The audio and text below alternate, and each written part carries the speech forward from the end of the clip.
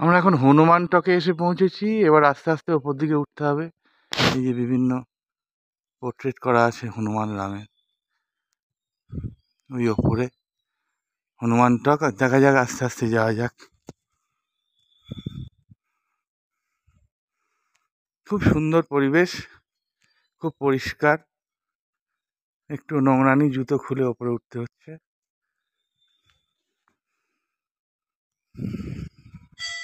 মানে হাত ধোয়ার জায়গা।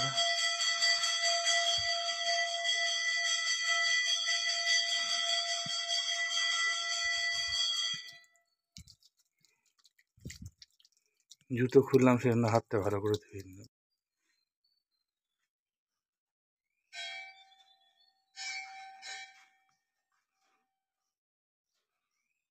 এদিকে ছোট একটু হার্বাল গার্ডেন মতো আছে।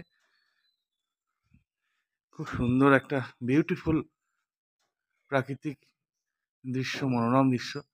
হালকা হালকা ঠান্ডা, এই 17-18 ডিগ্রি।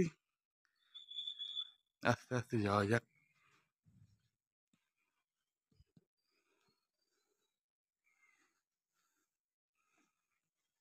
অর্কিড ফুলের একটা ছোট ইয়ে, কি সুন্দর। ওই ওপরে আমরা উঠবো আস্তে আস্তে ঘুরে ঘুরে। হনুমানের বিভিন্ন পশ্চার বা রূপগুলো ফুটিয়ে তোলা হয়েছে। আস্তে আস্তে আমরা হনুমান টকের দিকে এগিয়ে যাচ্ছি। এই হার্বাল গার্ডেন, বিভিন্ন রকম ফুলের ফলের গাছ, খুবই সুন্দর দৃশ্য। এদিকে নাইস ভ্যালি নেমে গেছে পুরো পাহাড়ের মধ্যে একদম।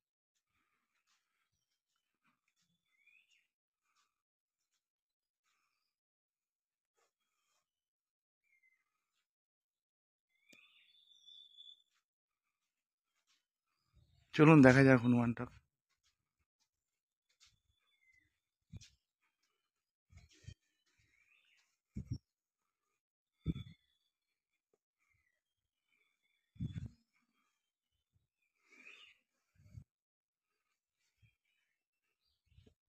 এখানে ছোট্ট একটা জায়গা, যেখানে বিভিন্ন রকম পোর্ট্রেট এঁকে হনুমানের সঙ্গে রামের বিভিন্ন ইন্টারাকশন দেখানো হয়েছে। রামায়ণের এই যে সুন্দর কাঁচ দিয়ে ঘেরা, চারিদিকে খুবই পরিষ্কার জায়গা, একটু নোংরা নেই।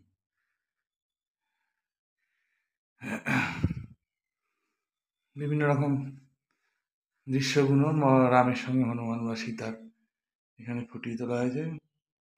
স্কাল্পচারই বলা যায় এক প্রকার। খুবই সুন্দর, খুবই সুন্দর। রাম রাবণের যুদ্ধ, মানে রামায়ণের বিভিন্ন বিভিন্ন অধ্যায় থেকে এখানে একটা সুন্দর বেশ গ্যালারি। ওপরে ভালো ইলুমিনেশন রয়েছে, দেখার কোনো অসুবিধা নেই, খুব সুন্দর। যাই আমরা আসল জায়গায় ঘুরে আসি।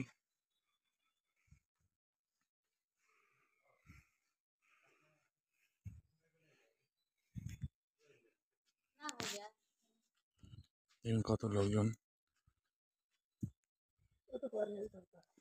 এই হচ্ছে হনুমান টক।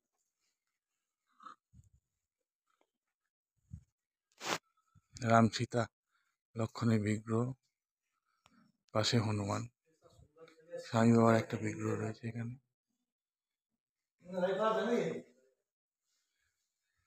রাম সীতা, রাধা কৃষ্ণ, মা শেরাবলিয়া।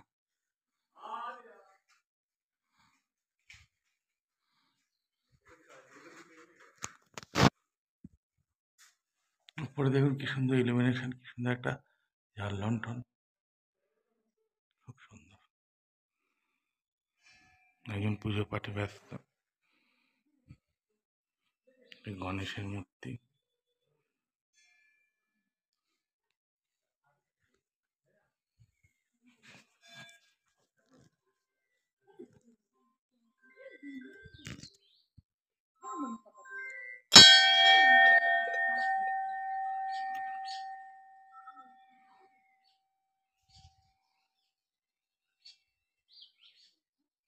চারিদিকে পাহাড়, খুব মনোরম দৃশ্য, কি সুন্দর।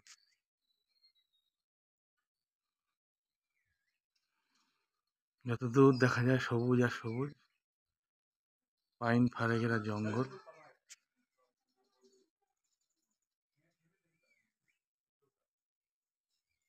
আর একটা মন্দির আছে দেখুন, চলুন দেখি কি আছে তার মধ্যে।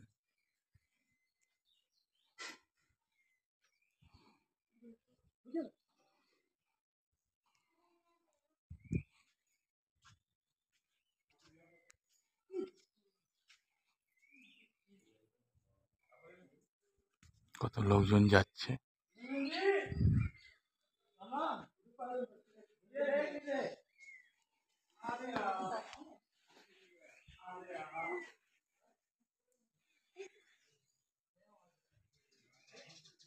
হনুমানের মূর্তি,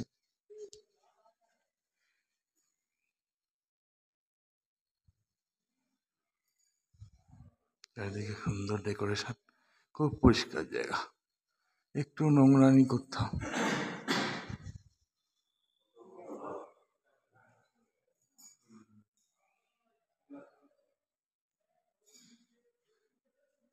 এই যে বাবা হরভজন সিং এর ছবি। আমরা কালকে যাব বাবা মন্দির।